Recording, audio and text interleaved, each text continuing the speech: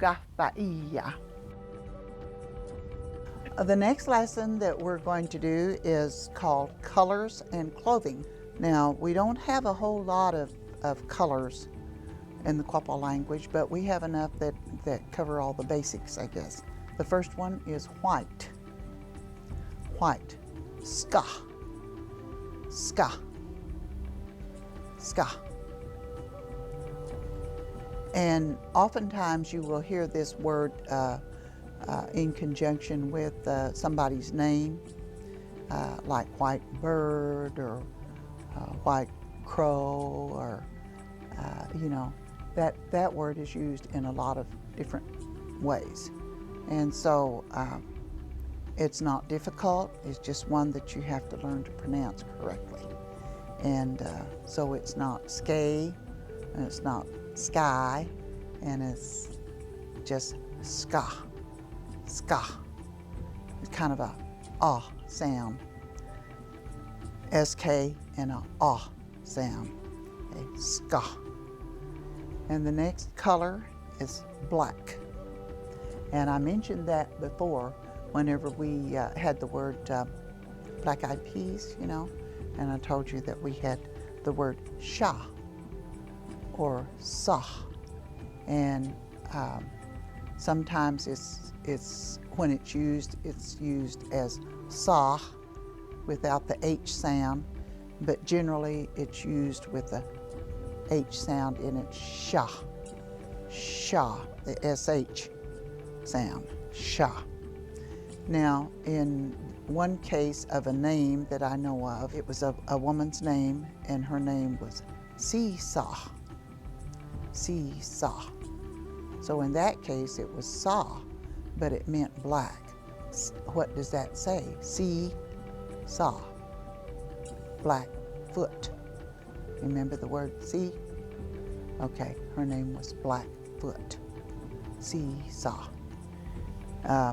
So they didn't pronounce it with the H sound, sha. They just said seesaw. The next color, and this is a very, very important color to Indians because we like bright colors, and oftentimes use that color as a name, and that color is red. Juti. Juti. Juti. Jute means red. You put that with another word together. Mi means sun, and jute means red.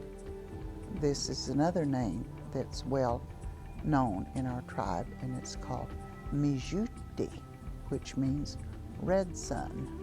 The next color is yellow. Yellow. And that color is pronounced G. G. Again, it's one of those words that starts with a Z sound, Z, H sound, G. G. The color yellow. G. Okay, the next color that we're going to learn to pronounce is blue, the color blue. Do. Do. Do. Remember the word that we had for potato was tu. Tu is an explosive word. Okay, in this case, it's going to be tu is softer. It's more like the word to, going to and fro. To. To. The color blue. To. A different shade of blue, or a pale blue, would be called tuha. Tuha. Tuha. So a pale blue is tuha. A regular darker blue would be tu. Then the next color is green. Mahi. Mahi. Mahi. Mahi. If you were going to say a kind of a shaded blue-green, aqua, turquoise, you would say mahi tu. Mahi tu. Mahitu. The next color that we're going to learn is brown. Brown. Hitaji. Hitaji. Hitaji. Hi by itself means big or high, or it could mean tall, but in this case it means a dark color. Hitaji. Hitaji. The next word is means dark, a dark color. It could be a dark navy blue, or a dark gray maybe, or even brown, but you would say shabby, shabby, shabby. And if you wanted to describe something you didn't really know exactly what color it was, you could just say it was dark, shabby. And oftentimes we use this expressions like that, you know. You saw a lady and she was wearing a dark coat, so it would be shabby, shabby. And now we're going to go on to clothing. Broadcloth. A broadcloth. And in this case, we're going to say it's a red broadcloth. Broadcloth is kind of like a blanket. And so the word for a red broadcloth would be wahi juti. Remember, we had that word for red, juti. So a red broadcloth would be wahi juti. Wahi juti.